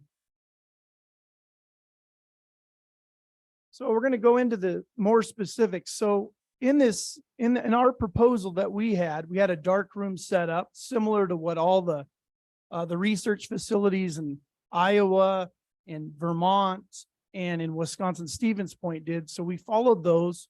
This room here is quite sophisticated as the tanks are dark. The lighting is specific for the tanks. And then also each of the tanks here will be supplied by turbid water, which is what basically we inject clay in, which is really important for the walleye and sauger rearing. Now, this particular setup would be on a system we call a RAS system. So it's going to be a recirculating system where 95% or better of the water would be recirculated and only 5% of the water would be fresh flow coming in. So this particular, there's over 40 tanks, and these are 6-foot self-cleaners. We would only need about 40 gallons a minute of fresh inflow to take care of this system. And this system would be specific just for walleye and sauger culture. Moving on, the light production room would be the next part of the facility. And now this facility here would actually have 2 water systems, one up above where some of the small 6-foot circular tanks are. And in total, between both the light and dark room, there'd be about 64 tanks. It would also have some 12-foot tanks that'd be primarily for catfish rearing, raising catfish up to a catchable or larger size. But on the water, back to the water systems for this room, we would have a recirculating system, a RAS system up top, where again, about 95% of that water would be recirculating and 5% fresh inflow.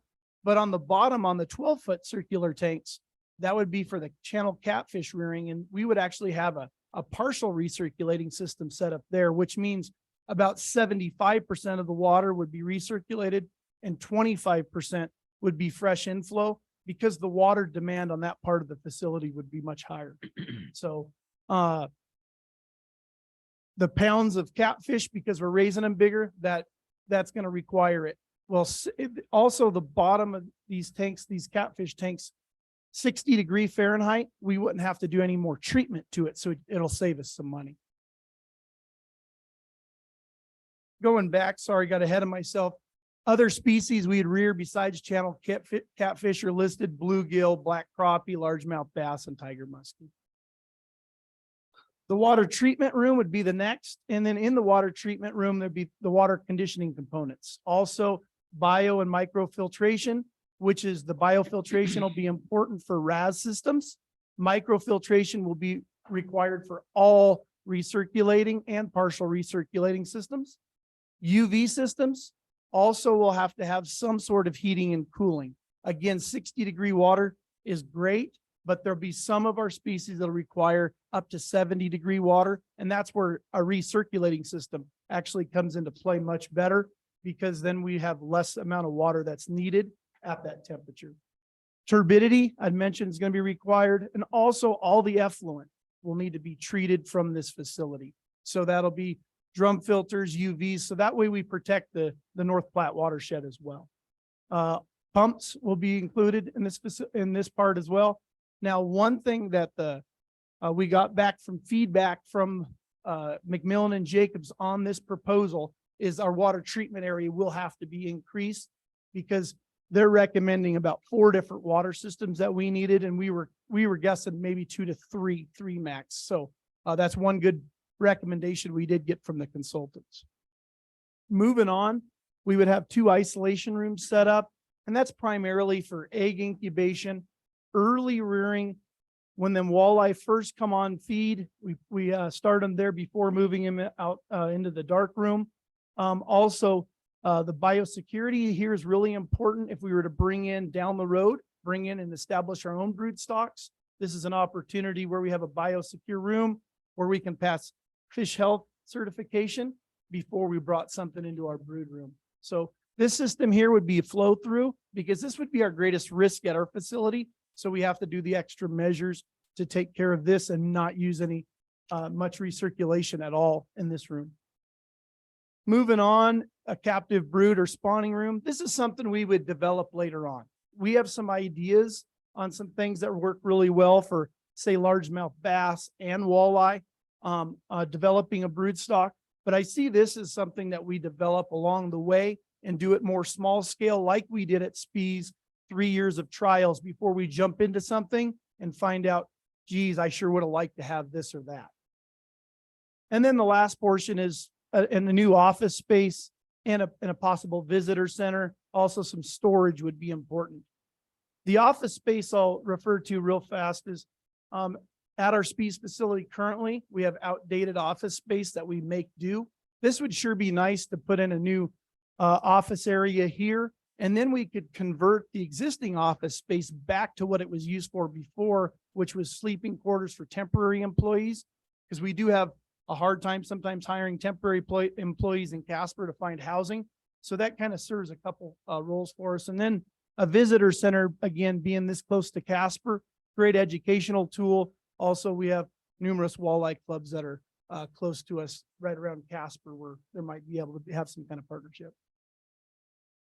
So in the feasibility review report, again, they had a description of the project. They went through the bioprogramming and they looked at all of it and said, for what you need in your state, this is all feasible. This should all work. Greg Fisher, one of the folks that we used a lot of our information and figure out how to raise walleye. He was one of the folks that was on, that's now been hired with McMillan and Jacobs as one of the consultants there that reviewed our bioprogramming. And he said, yeah, everything checks out. Actually, we've got things probably, our densities are much lower than they probably could be. So we're kind of playing it a little bit conservative, which I think is a good thing. We also incorporated in our feasibility study extra tanks. So if we have room for growth down the road, that we have them kind of incorporated as well. So in this feasibility study, they looked at our recirculating and partial recirculations systems. And again, they recommended 4 systems over the 2 or 3 systems that we were first thinking we could get away with. And it makes sense. They looked at our piping, our elevation, and some of the infrastructure that was in the place, our water that goes to our effluent pond, where the pipe is for that. So they looked at that and everything kind of matched up to say, yeah, this is going to be pretty cost effective. They finally, the last part of it, they gave us a cost estimate. So it's a class 5 cost estimate. And this is the cost estimate they gave us for this project. Now, with this cost estimate, they are giving us a -30 to a +50 type of percent is what the estimate is. This number here kind of falls what they said is the exact numbers, but we have to understand there's a chance it could be 30% less, 40, 50% higher. Again, it's pretty preliminary based on what we paid them to do and look at. So right now, the design, permit and oversight, 2.3 million, construction, contingency, overhead, all of that equated to just under 15.5, so a total of $17.7 million. So what are some of the benefits of our own facility? Again, and we've talked about some of these before and some other talks leading up to this about the cool and warm water, but again, being 100% self-reliant. We're pretty fortunate in our state when it comes to our cold water species. We're kind of like on that island. We're a headwater state. We don't see and haven't seen the disease issues that we've had with a lot of our partners, but that's slowly encroaching on us. But this will allow us to depend on ourselves. And what will that mean? Well, first of all, that's going to improve our survival of our own fish. So currently we go stock fish when the other states, it's time for us to come get them. Sometimes that's not the optimal time for us to stock fish. Stocking catfish at the end of April is probably not the best time. We could stock it in a time that's more productive. Stocking walleye, being able to stock them when the specific waters has its own forage base it's optimal would be good to do. And we could do that if we had our own facility. So we also be able to minimize our transport time and stress. We don't know what the extra hauling time and the stress running fish across boards actually has done to our survival of our cool and warm water fish. So us being able to minimize those times, maybe stock them right before dark rather than the middle of the day when the sun's up, could improve things for sure. So, and then last but not least for sure is we're going to protect our state resources. So again, we've talked about AIS and its potential to cause harm into our state. And this would allow us to eliminate that issue by having our own cool and warm water source here in the state of Wyoming.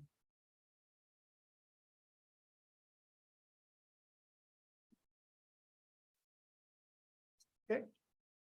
With that, I'll stand for any questions that the commission. Of course, I've got a few. This is going to be right where you come in with big raceways there are right now. That's where the building will sit right in there. That's it. President Roberts, you're correct. Exactly. And that same footprint, that footprint currently is about 250 feet by around 200 feet. So the proposed facility would not encompass the total area, probably 60 to 70% of that area. And then that would be, them raceways would be taken. And my other concern, which I've been beating around, is putting all the eggs in the basket at Speece. It's just I hope it scares me to do it. And it scares everybody else worse probably, but that's a backbone of our state. And if we lose that, we're in trouble. Commission President Roberts, yeah, no, you have a very good concern, and that's something that we looked at as well. The one thing that we feel real comfortable and confident about here is that this particular facility would be, again, its own building and its own biosecurity protocols that would almost be like a separate facility there. The advantages, for one thing, is having personnel available, infrastructure, and that sort of stuff, which would be helpful for sure. But I totally understand concerns about putting it somewhere else. Another challenge we have is finding another suitable location elsewhere in the state. I wish we had more fresh water sources that were available, especially ones that were conducive to fish rearing, and that has been a big challenge. And also I look at Casper gets bigger, Cheyenne gets bigger, everybody gets bigger, but we have all these smaller towns out there that need revenue and need people to work and stuff too also. I mean, that's just one of the way I look at it, is also spreading the wealth a little bit around the state as far as that. So, but I understand where you guys are coming from, but you know, there's a lot of small towns that could use an extra employee or two and facilities in their place also. So for revenue for state. Absolutely. Yeah. Okay. And today, Mr. President and members of the commission, and we're not asking for anything right now today. I know there'll be some further discussions down the road. Is it needed? Absolutely. I think you guys are right on the cutting edge. I mean, walleye and some of the warm water species things. Absolutely. The people want walleye now. And I think you guys are well out in front of it, and I appreciate that. And any other questions from? Good presentation.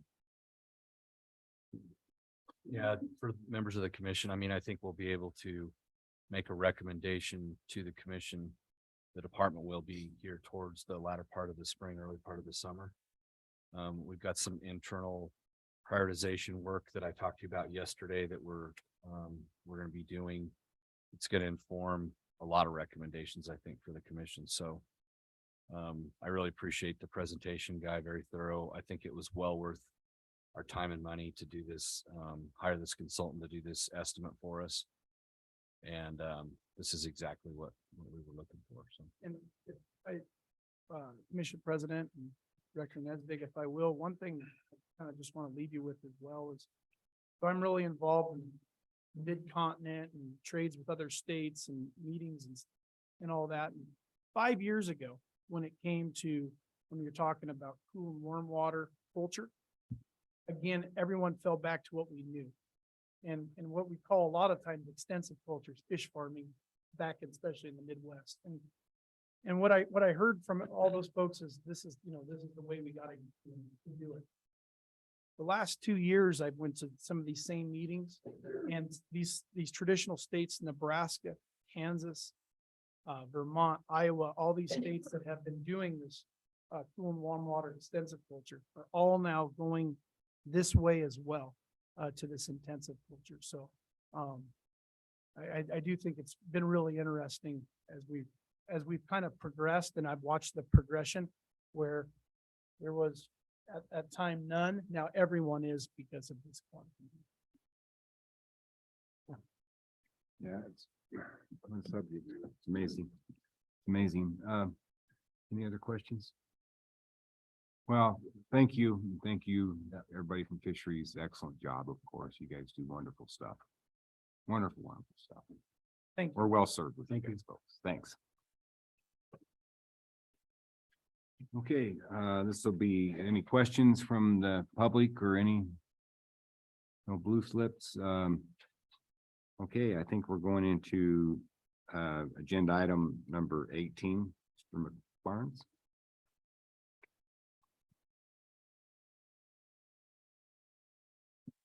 Mr. President, Director Nesbitt, members of the commission, thank you. It's always an honor for the Wildlife Fund to be placed on your agenda when you have so many pressing items to go over a couple hit list items with you and keep you up to date. It's so critically important that the Wildlife Fund stay in absolute lockstep with the Game and Fish Commission and the department. The day that goes astray is the day our organization will fail, and we're not going to let that happen on our watch. I'll start by deeply thanking and recognizing Commissioner Doobie and Commissioner Byrd for standing behind the Wildlife Fund over these past several years. Without them both, we wouldn't be here today. We wouldn't be in existence. We've both been such advocates, open to any conversations, feedback. Your leadership has been wonderful and will be deeply missed. So thank you, Pete, and thank you, Galen. The good news is, because I threatened to quit this job if our board did not vote Pete Doobie back on as a board of directors. So when his term expires as commissioner, Pete will stay on the Wildlife Fund as a regular board member. So Pete, we look forward to having your continued leadership. The Wildlife Fund board met here at headquarters on December 21st to wrap up this past year. We had a great meeting. We also welcomed on Brian Terrell to our board of directors. Brian's a third-generation business owner here in Laramie County. Terrell Chevrolet, Terrell Honda. Peaches and Brian and their kids are absolutely wonderful. Brian was a linchpin in the Maury Brown Kids Fishing Day last year. And so he's really, Commissioner Jolovich saw him out there. So he's really, really going to help support Director Nesbitt's Inspire Kid program. And I think that will be his niche on the Wildlife Fund Board of Directors. So we welcome Brian. I hope you all received it in the mail. We sent this out to over 1,000 households across Wyoming and the country, but our 2022 Wildlife Fund Impact Report. I have a few extra copies. If anyone would want to grab one of those after the meeting, you can also go to the wildlifefund.org, and that document's right there on our website. But it's been really cool to see the response based on this. I checked the PO box yesterday because we included a donation slip inside the impact reports, and the PO box was full. It was incredible. From a lot of people that I don't know them personally, but the word of the Wildlife Fund is spreading, and it's really cool to see those $25, $50, $100 donations. Just the average Joe that's wanting to support Wyoming's wildlife through the Wildlife Fund. So that's been very positive. And so next, I want to talk to you about a financial update from the Wildlife Fund. So I'm proud to stand before you today and let you know that we no longer require commission funding for operations of our organization. You all have been so gracious fitting us in your budget the last 3 years, and I know we wanted to get it done too. You throw a global pandemic in there, and you know, obviously moved out a little farther than what we wanted, but I appreciate you sticking with us. And so our cash outlook and net asset outlook at this point in time, we have 2 years of operating funds in the bank through donations that have been made and pledges that are enforceable over this next year. 2 years of operating funds, which we're incredibly excited about. And then another $1.2 million in the bank that will be going on the ground to advance the commission's agenda and projects and the agency's initiatives and projects over this next year. So from a financial standpoint, basically we've doubled our footprint annually. In 2020, we raised about $350,000.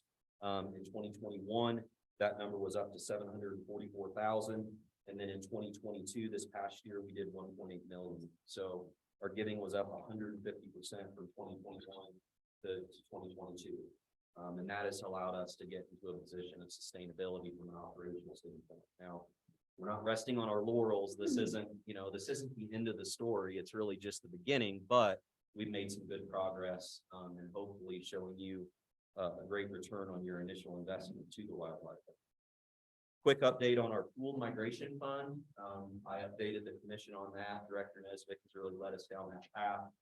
We acquired about $1.3 million from large funders to help solidify our historic mule deer migration corridors in western and southern Wyoming.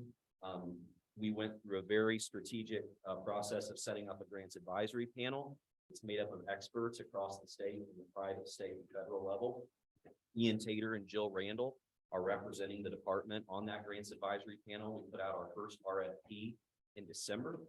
We have 7 amazing applications that were received last week, and right now that grants advisory panel is scoring those applications.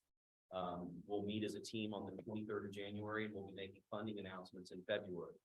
And what this first round of the pooled migration fund is all about is strategically investing in our NGO partners, potentially tribal partners, and our land trust partners to build out capacity so that we can access the millions of dollars that are coming down from this USDA pilot program that's being driven by Dr. Arthur Middleton and others, specifically to help private landowners in these key migration corridors navigate the complex federal processes and accomplish great wildlife projects on their land. So it's really a salute to our private landowners across the state who are already doing so much for our wildlife. Finally, to wrap up my presentation, I'll give you a quick update on a crossing project that we're working very hard on at the Wildlife Fund because it's the top priority of the department, and that's the South Kimmer Highway 189 Wildlife Crossing Project. President Roberts knows it well. It's just south of Diamondville from mile marker 30 to 2 on Highway 189. This project including both sides of the highway, close to 60 miles of fence work, 4 underpasses, 1 overpass. It's surrounded by critical winter range. There's migratory implications. We're talking about the Uinta mule deer herd, the Wyoming Range mule deer herd, and the Carter Lease pronghorn herd. This is a project that the Wildlife Fund wants bad, and probably wrapped up I-25. So I've been working closely with Deputy Director Bruce and NGOs across the state. I see the Mule Deer Foundation here today. They've been wonderful. The Neely Fanatic Foundation, Greater Yellowstone Coalition. We've all been putting our heads together on this, the Wyoming Wildlife Federation. And right now, between our resources and the grant requests the Wildlife Fund has in, I'm pretty confident in sitting here today and telling you that we're around $750,000 raised in private funds. Why that's important is, although this is a much larger project, as the department works with WYDOT to put together a federal grant application to access federal infrastructure dollars, I am hoping, because that's a very competitive process, I'm hoping that the work that we're doing in the other NGOs across the state with raising private dollars will be looked upon favorably from the scores in that application process. So we are crunching and working so hard to get as close to $2 million raised as possible by March, so that when you folks in WYDOT stamp that and send that to the feds, they know that this project has widespread support amongst the private sector. And so I wanted the commission to know about that. Thank you for your continued support. You've allocated already $500,000. So with that, again, thank you, Commissioner Doobie and Commissioner Bird. You folks are wonderful. I'll miss you, but you won't be far away, and I'll stand for questions. Well, I don't know what exactly the appropriate time, but and I think one of the things I need to do as president is because we gave you a blue chip with Doobie, I'm going to send you a 2.0 Doobie with without any objection. I'm going to appoint Commissioner Brokaw to your wildlife board. So any objection from anybody, thing from? Unless Mark wants it. No, It's I'm just looking you over, make sure you. well, I'd be honored for the appointment, Mr. President. have one blue chip to the next blue chip. And so it'll be Commissioner Brokaw will be serving on your board. Thank you. Mr. President, Yes, sir. my last motion, I would like to move that we add an additional $750,000 to the camera project, which matches our commitment to the other previous two projects. Also continues to show our commitment to wildlife crossings and would help tremendously, I think, in receiving funds for these grants in the future. But I would make that motion. Second. It's a motion to a great motion to add another $750,000 to it by Commissioner Doobie, seconded by Commissioner Ladwig. All those in favor? Aye. All those Aye. opposed? That would be a great thing. Thank you. Thanks. Last week, Commissioner Brokaw was with his colleagues from across the West, and I know they were envious of the leadership and the work being done in Wyoming and crossings. So you folks continue to get that work done. So thank you. The Wildlife Fund's still new, so please spread the word if you have liked what you've heard here today. If you did not like what you have heard today, just consider keeping it to yourself. Thank you. Thanks, Chris. Okay, this will go to number 19 for a look back. President Roberts, Commissioners, thank you. It's our last agenda item, I believe, of the day, and what we have is a short slideshow photo collage of the harvest success from the past hunting season in 2022. Even though our season is still ongoing, we've had Department and Wildlife Division employees submit photographs that kind of show some of their interactions with our publics, and also some of our employees at work. And I just want to thank those employees that have submitted photographs for us for this short presentation. And some of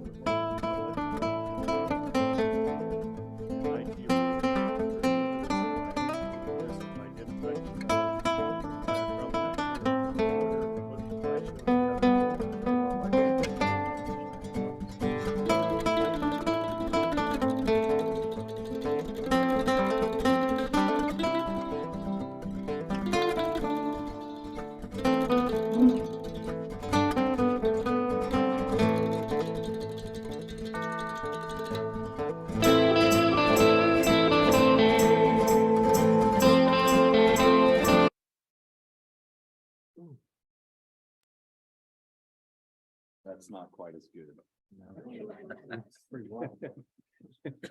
It's wildlife.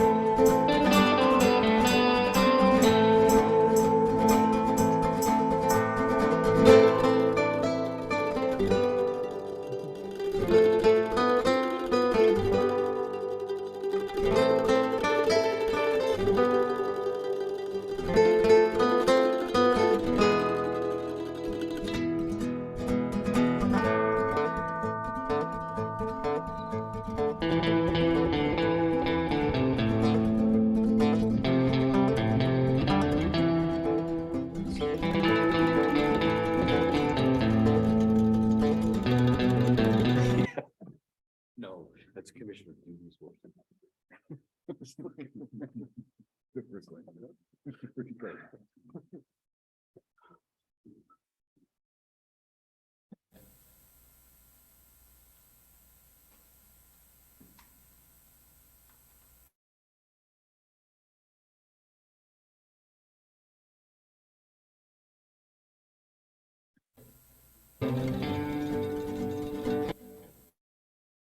Closer.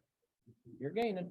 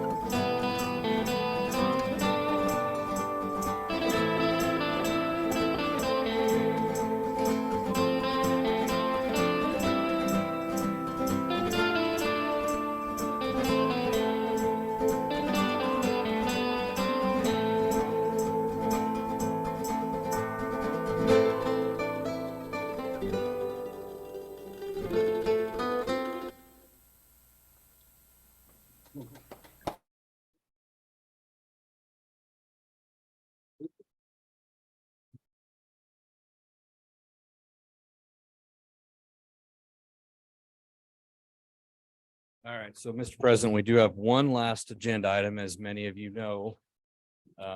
This is the last mission meeting for Miss Sheridan Todd. And Miss Sheridan Todd has made the decision, and congratulations to her, to move on and retire after an exceptional record of service to the state of Wyoming and to our wildlife, to all of you. You all know very firsthand the value that Sherry brings to all of our work. I can tell you that personally, as you know, there's a lot of things that are going on and to juggle and to try to keep track of up in the director's office. Sherry's been there now for about 15 years. Is that right? In the director's office? Yeah. 14, 15 years. There's a lot of things that go on up there. And at the end of the day, the people that are out in front that get to take credit for a lot of really cool work are really not the people that actually did a lot of the work.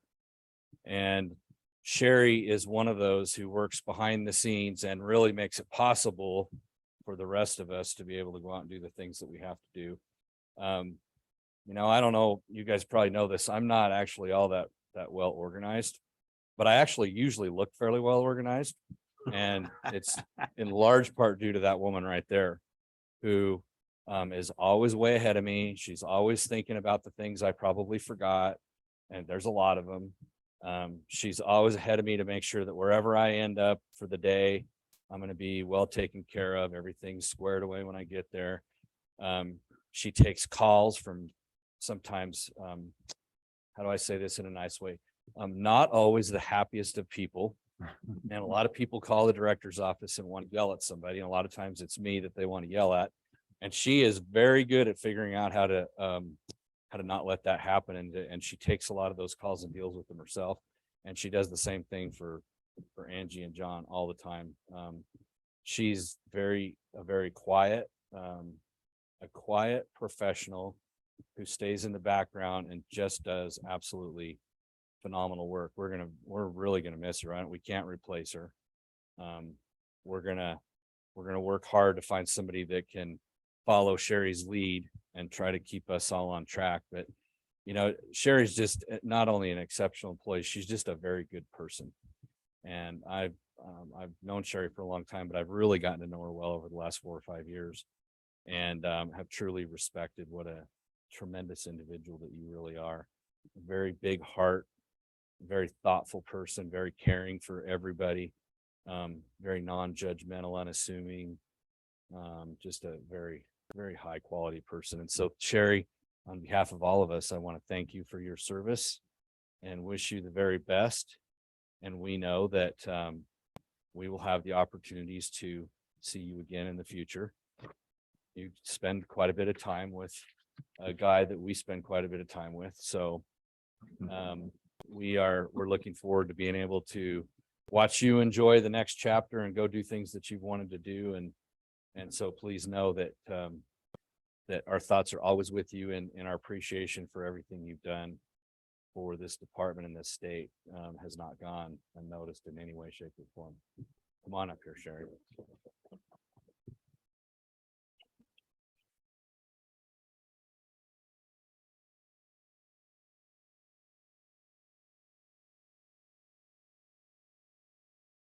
The last night I gave Sherry one of my coins, which was the least I could do for her. But I did want to get you in front of everybody, tell you thanks. And then if she's usually not one to give a speech, but you never know. She sometimes will pull one out of the hat. So I wanted to give you a chance to say something. Okay, well, thank you very much. You know, I am not one for public speaking. So, but I just want to thank you for all the wonderful words. They were so kind and I really appreciate it. And I appreciate everybody. You know, John Kennedy took a chance on me 16 years ago in Services Division and helped promote me along, and all the commissioners, past and present. I appreciate you all so much, and the wonderful work that you do, and the wonderful work that all the field personnel do, and just everybody in the whole department. I had an opportunity travel around the state and see some things firsthand, the work that you all do, and it's very important, and you are top-notch professionals, definitely. And I want to thank my guys over here, my roadies, Wayne and Sam, getting me where I needed to go and getting me up in the morning and all that with some of our late nights. I appreciate that. And just to everybody, I just really appreciate your kind words and giving me the opportunity that you have over these years. And you know, I've been through a lot, and it was very important to me that, and it meant a lot to me that I was able to, you know, when I was sick, and everybody was so supportive of me and, you know, supportive of me to be able to take care of my mother and my daughter when she was sick, and it just means the world to me. And I just thank you very much from the bottom of my heart. And I hope that we'll cross paths. I'll be spending a lot of time up in Buffalo with my favorite guy. And so please, if you're in that area, I would really love to see you. I want to keep in touch with your family. So thank you very much. For not being a public speaker, she does fairly well.